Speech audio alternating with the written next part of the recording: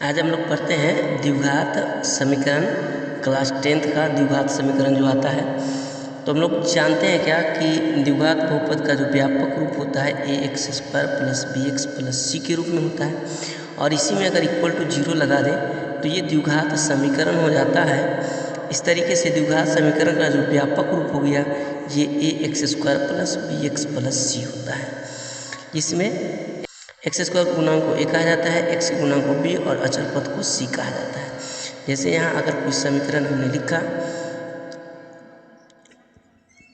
तो इसमें जो है ये x² का गुणांक 2 है तो a बराबर 2 हो जाएगा, x का गुणांक 6 है तो b बराबर 6 और अचर पद c है तो ये हो जाएगा। द्विघात समीकरण का जो घात होता है वह 2 होता है। अब देखिए द्विघात समीकरण 2 प्रकार के होते हैं। पहला जो होता है यह शुद्ध द्विघात समीकरण होता है,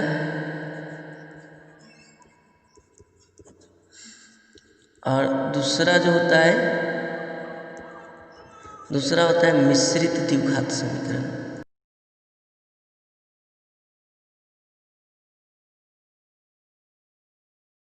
शुद्ध द्विघात समीकरण में b का जो पद होता है यह 0 होता है, यानी b का पद नहीं होता है। जब b बराबर इसके जनरल फॉर्म में हम 0 रखेंगे तो ये टर्म खत्म हो जाएगा, तो शेष क्या बचेगा, ये टर्म, एक टर्म बचेगा ax² प्लस में ये c बचेगा।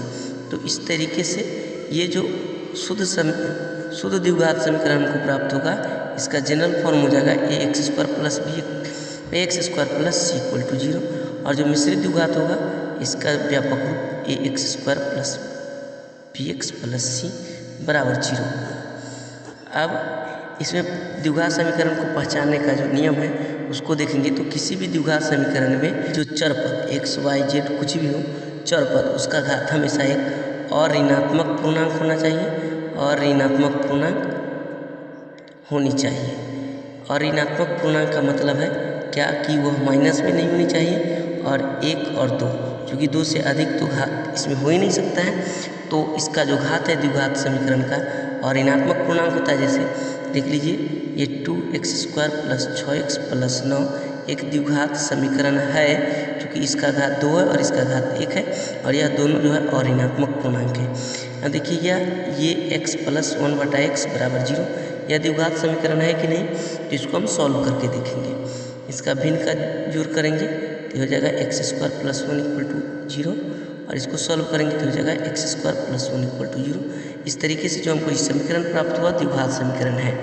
आप द्विघात समीकरण पहचानने की कहीं हमको दे दे कि ये द्विघात समीकरण है कि नहीं, इसको पहचानिए तो ये द्विघात समीकरण है या नहीं। देखिए यहाँ पर रूट जो है सिर्फ ये 2 पर है, ये x² पर नहीं है, और यहाँ भी यह है एक यहाँ पर घात है, इसलिए द्विघात समीकरण होगा। इसी को अगर ऐसे लिख देता और तब पूछता कि यह द्विघात समीकरण है या नहीं, तो देखिए इसको जो हम सॉल्व करेंगे तो इसका जो वैल्यू हो जाएगा 2x होगा, क्योंकि यहाँ पर एक घात है और यहाँ पर भी एक घात है, तो ये लीनियर इक्वेशन बन जाता है, इसलिए यह द्विघात समीकरण नहीं है। अब देखिए एक और लेते हैं, जैसे मैं लिख दे ऐसे,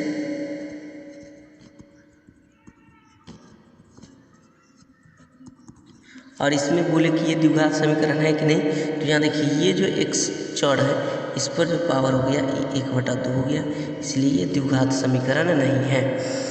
अब देखिए द्विघात समीकरण और पहचानते हैं। ये अगर ऐसे दे दिया, कहा कि ये 3x² minus 6 root x plus 9 बराबर 0, ये है कि नहीं। तो देखिए यहाँ जो चर पद है इस पर 2 पावर है, ये जो चर है इस पर 1 पावर है, और यह अचर पद है।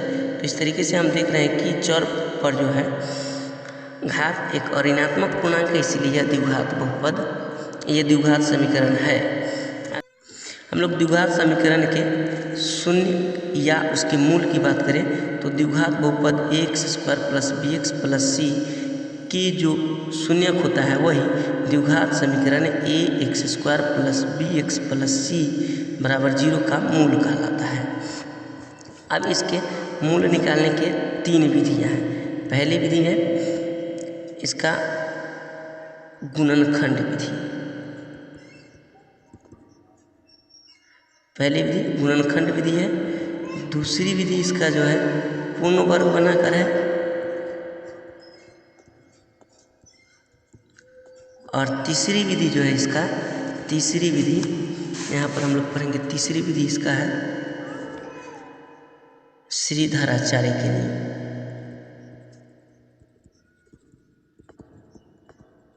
या द्विघात सूत्र भी इसे कहा जाता है, इसे द्विघात सूत्र भी कहा जाता है। तो इसके द्वारा भी हम लोग ये इसका हल निकालते हैं, यानी इसका मूल निकालते हैं। तो आज हम पहले इसके जो प्रथम विधि है गुणनखंड विधि, इस द्वारा एक दो प्रश्नों को हल करेंगे और जानेंगे कि द्विघात समीकरण को कैसे हल किया जाता है। देखिए पहला उदाहरण हम लेते हैं 2x² minus 5x plus minus 5x minus, हम पहला उदाहरण लेते हैं 2x² minus 5x plus 3 equal to 0। ये पहला हम लोग लेते हैं इसका उदाहरण। देखिए इसका पहला कार्यकारी नियम क्या है कि जो ये प्रथम पद है और ये अंतिम पद है, इसमें इसको हम लोग प्रथम पद कहते हैं, यहाँ मध्य पद कहते हैं और इसको अंतिम पद कहते हैं। तो इसका जो कार्यकारी नियम होगा, पहला कार्यकारी नियम क्या होगा कि प्रथम पद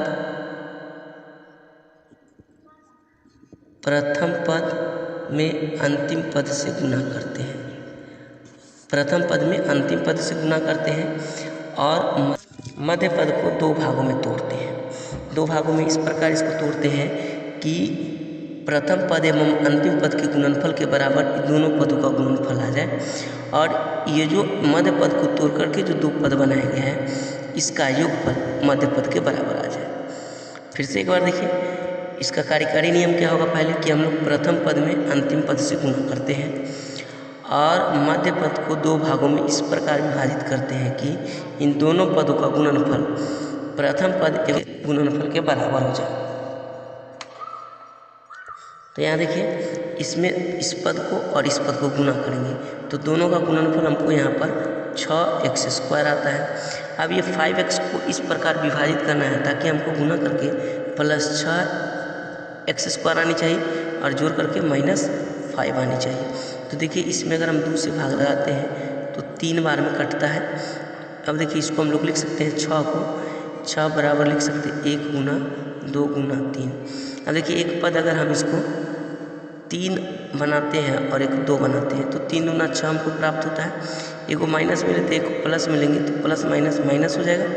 चूँकि हमको प्लस लाना है तो अगर दोनों को हम माइनस कर देते हैं तो प्लस माइनस, ये जो माइनस गुना माइनस करेंगे तो ये प्लस हो जाएगा और दोनों माइनस को जोड़ेंगे तो हमको 5 प्राप्त होता है। तो इस तरीके से हम इसको लिख सकते हैं 2x² minus 3x minus 2x minus plus 3 equal to 0। अब देखिए इस दोनों में हमको कॉमन क्या है, ये x कॉमन है तो इसमें बचेगा 2x, इसमें माइनस 3 और ये दोनों में हमको -1 कॉमन है तो ये बचेगा 2x माइनस 3 इक्वल टू 0। अब देखिए 2x माइनस 3 दोनों में हमको कॉमन है तो एक फैक्टर ये बन जाएगा और दूसरा बनेगा x माइनस 1 बराबर 0। अब देख लीजिए जब हम लिख सकते हैं इसको 2x माइनस 3 बराबर 0 तो ये 2x बराबर हो जाएगा 3, चूँकि इधर माइनस में था तो RHS में जाएगा तो प्लस और x बराबर हो जाएगा 3/2। दूसरा लेते हैं ये x माइनस 1 बराबर 0, एक फैक्टर मेरा ये भी है तो क्या हो जाएगा ये x बराबर 1। इस तरीके से ये जो द्विघात समीकरण था 2x² minus 5x plus 3 equal to 0, इसके दो मूल, एक -3/2 और ये हो x बराबर 1 प्राप्त हुआ। इसी को हम लोग द्विघात समीकरण का मूल कहते हैं। एक और दूसरा हम लोग उदाहरण लेंगे। दूसरा उदाहरण हम लेते हैं x² माइनस 4x प्लस 4 बराबर 0। देखिए अब यहाँ पर कुछ नहीं है तो इसका गुणांक 1 है, 1 में 4 से गुना करेंगे तो हमको +4 आता है। अब इस मध्य पद जो है 4, इसको दो पार्ट्स में इस प्रकार हमको तोड़ना है कि इसका गुना हमको करके 4 प्राप्त हो और जोड़ करके -4 प्राप्त हो। तो देखिए 4 को हम 2 गुना 2 तो लिख सकते ही हैं, तो यहाँ लिखेंगे x² minus 2x minus 2x plus 4 बराबर 0। अब देखिए ये दोनों में हमको क्या कॉमन है तो x कॉमन है तो यहाँ लिखेंगे x इंटू x, इसमें का x बचेगा और इसमें से 2 बचेगा और यहाँ -2 कॉमन लेंगे तो इसमें से हमको बचेगा x और इसमें -2 बचेगा, इक्वल टू में 0 हो जाएगा। अब देखिए दोनों में हमको x - 2 कॉमन है, तो लिखेंगे x - 2 इंटू क्या हो जाएगा x - 2 इक्वल टू 0। ये हो गया। जब अब देखिए दोनों फैक्टर में टूट गया है, तो इसको हम लिख सकते हैं जब x - 2 बराबर 0 तो x बराबर 2, और ये हो जाएगा जब ये x - 2 बराबर 0 तो ये x बराबर 2। ये इस तरीके से हमको दोनों आंसर प्राप्त हो गया। तीसरा उदाहरण हम पढ़ते हैं। ये क्या लिखा हुआ है, 4x square minus 2x plus 1/4 equal to 0। देखिए यहाँ पर बट्टे में है, इसको हम क्या करते हैं इसको पहले भिन्न से हटाते हैं। तो क्या करेंगे, सभी पदों में 4 से गुना कर देते हैं। 4 से गुना करने के बाद ये 16 हो जाएगा, 16x स्क्वायर, और माइनस ये हो जाएगा 4 गुना 8x। आज और इसमें जब 4 से गुना करेंगे तो देखिए यहाँ 1/4 गुना 4 करेंगे तो 4 से 4 कैंसिल हो जाएगा, बचेगा 1 बराबर 0। लेकिन दोनों ओर 4 से गुना करने पर जब हम 4 से गुना कर दिए तो अब देखिए इसमें इससे अब गुना करेंगे, जो कि हम लोग पहला नियम जानते हैं कि प्रथम पद गुना अंतिम पद। 16 में 1 से गुना करेंगे तो ये 16 होता है। अब हमको इसको 2 पार्ट्स में तोड़ना है, ताकि हमको गुना करके 16 आनी चाहिए प्लस 16 और जोड़ करके -8। देखिए इसको हम लोग लिख सकते हैं इसे 16x स्क्वायर। और देखिए 16 को हम क्या करेंगे, 2 से इसमें भाग लगाएंगे, ये 8 हो जाएगा, 2 से भाग लगाए तो 4, और ये 2 से भाग लगाए तो 2 हो गया। यानी हम 16 को अब लिख सकते हैं 2 गुना 2 गुना 2 गुना 2। देखिए इसमें 2 से 2 को गुना किए तो 4, 2 में 2 से गुना किए तो 4, ये 4 4 बना, 4 में 4 से गुना करेंगे तो 16 हो जाता है। और 4 और 4 को दोनों को जो अगर हम जोड़ेंगे तो 8 प्राप्त हो जाता है। तो इसको हम लोग लिख सकते हैं इस तरीके से -4x और +1 इक्वल टू 0। अब देखिए दोनों में हमको कॉमन क्या है, तो दोनों में हमको जो कॉमन है 4x पता चल रहा है, तो ये 4x लेंगे तो ये कितना बचेगा 4x, और इसमें -1, इसे -1 मेरा कॉमन होगा, इसमें मेरा -1 कॉमन होगा तो बचेगा ये 4x और -1 बराबर 0। अब देखिए इस दोनों में मेरा 4x -1 कॉमन है, तो ये क्या बचेगा 4x और इसमें का -1 इक्वल टू 0। अब देख लीजिए दोनों फैक्टर में हो गया, तो इसको हम लिख सकते हैं जब 4x - 1 बराबर 0 तो ये 4x बराबर कितना हो जाएगा 1, और ये x बराबर हो जाएगा 1/4। ठीक उसी तरीके से ये भी है, लिखेंगे जब 4x - 1 बराबर 0 तो ये 4x बराबर कितना हो जाएगा 1, और ये x बराबर कितना हो जाएगा तो 1/4। यही आंसर हो गया।